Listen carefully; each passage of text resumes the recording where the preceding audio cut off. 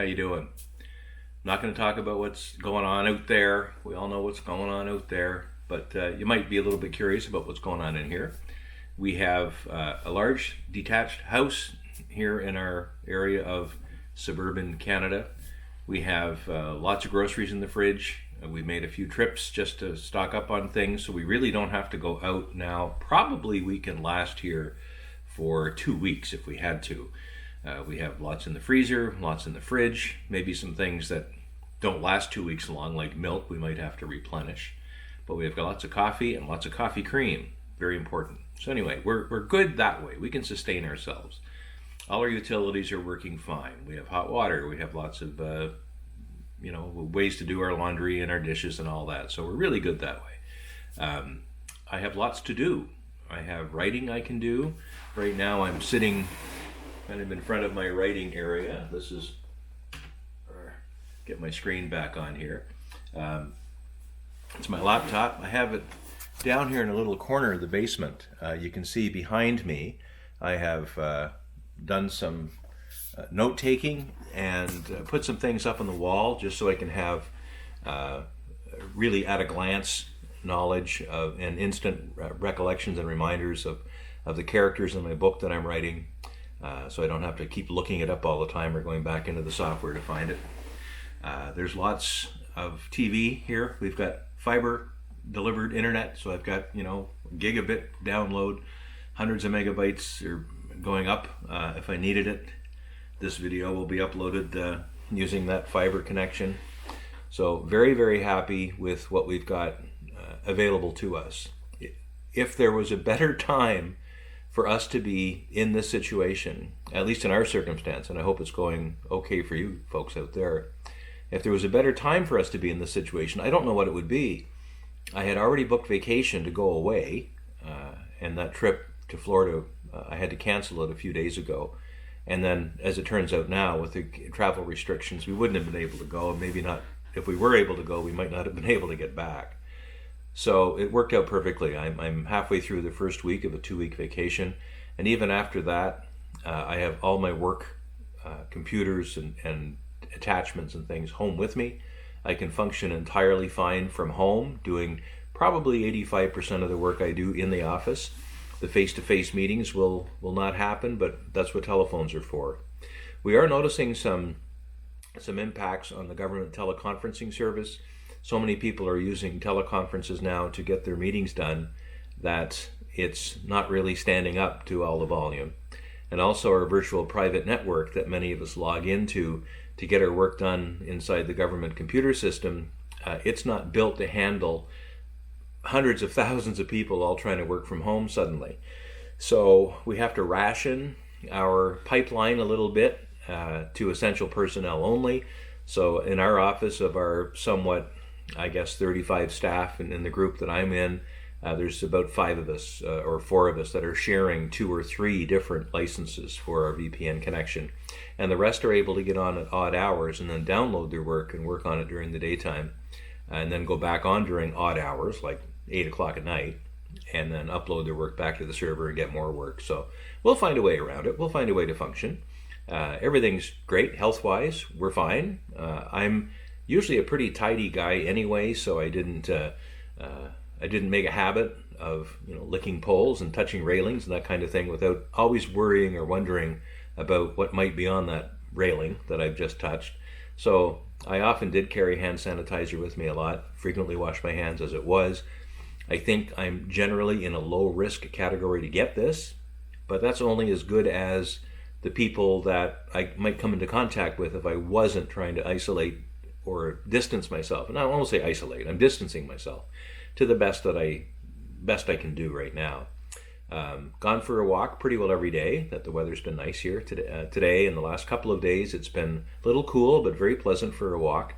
Get out there and get a couple of kilometers on the sneakers and get some fresh air and see a few of the neighbors at a distance and wave to them. And it's important to maintain connections with people here, especially now. And it's probably going to get worse before it gets better. We have to understand that. We'll have to endure at least many weeks and maybe even a couple of months of drastically everyday changing lifestyle in order for us to surmount this. But I think back to the little bit that I can remember from my childhood. I was alive, although I don't remember the Cuban Missile Crisis. I was alive during much of the Cold War. I was around for some short-term disasters and big power blackouts and things like that that I recall where things were really not the same for quite some time. This is on top of all of those. So how it will affect everybody will be different in each circumstance. I am not an overly social, gregarious person out and around all the time anyway. I think that for the most part, I'm quite content to keep my social circle to a fairly small size of very close friends who I will maintain close contact with. For the most part, I enjoy social media. I can do a lot of watching and catch up on some shows on Netflix and Amazon and BritBox and Acorn and whatever else that we have here to watch things on. I don't want to watch it all now, though, because we might be in this situation for a while, so I'm trying to ration myself. The most interesting activity I think I'm able to engage in is the writing piece. I had a book that I worked on quite a bit in the summer of 2016, then again in the summer of 2017. Both summers I was out of work for a while, between jobs, and I had time. And I just sat here in this room with my laptop, and I wrote furiously, and I concocted what I think is a very interesting perspective fiction story. Not quite science fiction, because there's not really a lot of weird science about it. It's basically ordinary science of things that could happen. So I won't say too much more about it than that right now. But I'm really enjoying getting back into that book. I did a lot of work on it. I never wanted to see it die. And it's a story worth telling, and I think it's a cautionary tale that really has some elements of what we're going through now, about how society may have to really change a lot to adapt and keep people safe during conditions that we can't control, such as the solar flare that knocks out our power. That's essentially the basis. That's the big villain in the book, is the sun itself. And the heroes and the characters in the book will be those who learn how to deal with that. So that's what I'm writing about, and it's fascinating. I find it fascinating, and I hope some other people might find it fascinating someday if it ever becomes a book. It involves political intrigue in Washington. It involves science research. It involves real people, ordinary folks, dealing with very not ordinary conditions here and now and in the near future. And writing this book in the current environment where people are already dealing in a way with something that's entirely foreign to them is a little interesting, I'll say. I don't know if it's ironic or not, but it's interesting. So that's what I'm up to. And I know Neil has told me, my son Neil has told me, that there have been some questions posed to him on Discord and elsewhere as to how things are going back here in the former headquarters of Post to Post. And things are going very, very well. I'm actually thriving, I think. I'm very content with life. The vacation is doing me a world of good. Even though I'm on vacation, I have actually logged in to work a little bit just to keep tabs on people, because when I come back off vacation, I will be the boss of the whole outfit. I don't want to walk in not knowing how things have gone. So I am touching in every day, maybe a couple of times a day, just to connect with the staff and make sure everybody's all right. And then when I do roll in as the boss in a couple of weeks or a week and a half, I'll be up to speed and I'll be able to play the role that I'm supposed to play. And I'll probably be playing that role from here, probably from this room, likely from that very table back there. And I'll do what I can to do my little part, and I only have a little part to play, in making sure that the clients of our particular government department continue to get the benefits that they deserve to have.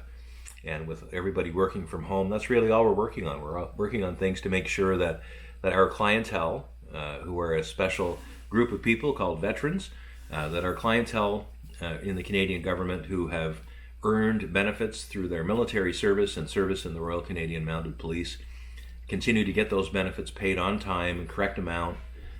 Sometimes computer systems will cause hitches and burps, and we have to come in behind that and fix that stuff so that the payments will generate properly. Ultimately, at the end of the day, for all the other things I do in my job, that's the product that we try to produce for veterans. So I'm quite confident that we have a wonderful team of people that are in my particular group in the department, and they're all working very well already, finding new ways to get their work done. Very, very impressed with all of them. These are very, very bright, young, some not so young, but very bright people that are working in this group, and across the department. There's all kinds of new ways that we're having to find that we need to do our work. So although I'm enjoying my vacation, I'm looking forward to getting back into the work groove from a new location, from a new way of doing things, and I'm pretty encouraged with what I've seen so far in my brief check-ins that I've done during the day. Some things have changed drastically. I used to go every Saturday morning for my breakfast with my ham radio buddies. I think they might have had that breakfast last Saturday, but Friday night, when I got watching the news and seeing that we were getting to the point where we were going to require social isolation and distancing more so than people were able to do voluntarily, I thought at the last minute, I'm not going to go to breakfast. And I didn't go to breakfast on Saturday morning. Instead, I made myself a similar breakfast here at home. I don't know if they met or not, but since then, here in Prince Edward Island, there's been an order from the health department under an emergency provision that all in-room dining in restaurants, coffee shops, bars, that's all done. It's over. Some restaurants will be able to offer takeout and window service only. Nobody will be allowed to eat inside and sit down. So that's essentially done. There's no more breakfasts. There's no more going out to the pub and having a pint or a dram. And that was hard to do on St. Patrick's Day. It's hard to not do on St. Patrick's Day, which was just yesterday as I'm filming this on the 18th. St. Patrick's Day, especially in Atlantic Canada, is a big, big deal. And the bars were quiet pretty well everywhere. So that's a new reality and a sudden shock to people who it's one of their favorite holidays of the year, actually. And some people get it as a holiday. In Newfoundland, if I'm not mistaken, St. Patrick's Day is actually a day off of work, and you party. So I don't know what they did in Newfoundland, but here in PEI it was all quiet. Probably the quietest St. Patrick's Day we've ever had in North America, going back hundreds of years, I would suspect. So things have changed drastically, but with food to eat, with electricity on, with data coming in through the fiber optic connection, and lots of books to read and lots of books to write, we're doing fine here.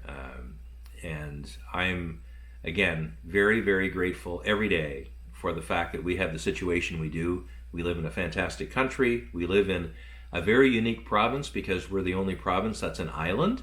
We have one bridge, and of course we have our air connection this time of year. Flights are being reduced significantly. Some are being postponed or canceled altogether. The bridge is not restricted to any particular kind of traffic, and people do need to get on and off the island for medical appointments in Halifax and that kind of thing. But I think the fact that we're on an island with a bridge and with a limited way of getting here and only one port of entry, on the ground at least, is somewhat contributing to the fact that we only have one confirmed case of the virus here in this entire province. And we have no deaths. We have a lot of testing that has been done. Hundreds of people have now been tested and come back negative. So we only have the one positive case here, and our curve is not really shooting up yet. So I'm really hoping we're able to keep it that way. And I know in continental America and continental Canada, unless they actually seal off borders between states and provinces, they're probably not going to be able to enjoy the same kind of isolation that we have here in Prince Edward Island. So I'm grateful for that in a way. Being on an island is tough in some ways, but it's a good thing too. Some of these things that happen in waves across the continent don't quite break on our shores to the same force that they would, let's say, elsewhere. So that'll probably change. We will end up with more than one case. Someone will fly in or someone will drive over and then they'll touch something and someone else will touch it. But if we're doing this social isolation thing effectively, like I'm trying to do already, the virus, when it spreads, will not be able to spread very far or very fast.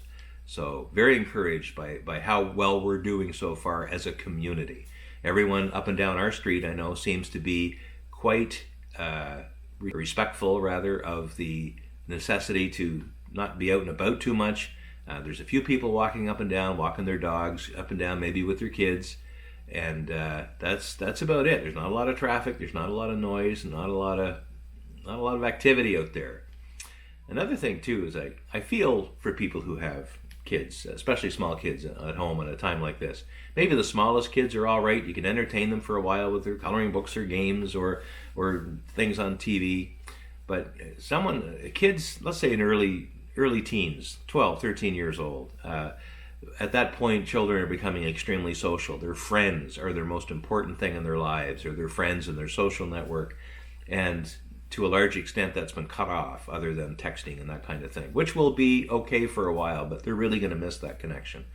And I feel bad for parents of those kids who are trying to find ways to keep them from going crazy, because they're driven by all kinds of pressure from their social circles, from their hormones, from everything else, to try to get themselves out in society and keeping those connections close. And that's going to be tough on them. And hopefully it won't be an earth-shattering change that'll affect them for the rest of their lives and all that, but you never know. This could actually be going on for quite some time. I'm hopeful that we'll find a vaccine soon, that we'll distribute it, that we will allow that bubble to be flat, that we'll come out of this at the other end probably a lot more sensible and conscious of our responsibilities to each other as far as the transmission of disease, looking after our neighbors and our fellow humans. So I think this can all be a good thing in the end. It's a bad thing right now because people are dying, and that's always a horrifying thing to think about. And hopefully it'll be as limited as possible while the rest of us learn some more lessons. So that's the report from Stratford, Prince Edward Island. Hope you're doing well wherever you are. Thanks for watching, and please feel free to put in the comments below how you're coping with this, and or how you're having struggles with this, and maybe amongst yourselves you can have further discussions. There's all kinds of places to go for information, so wasn't going to get into that. I did a bit. There's all kinds of places to go for contacts and social networking.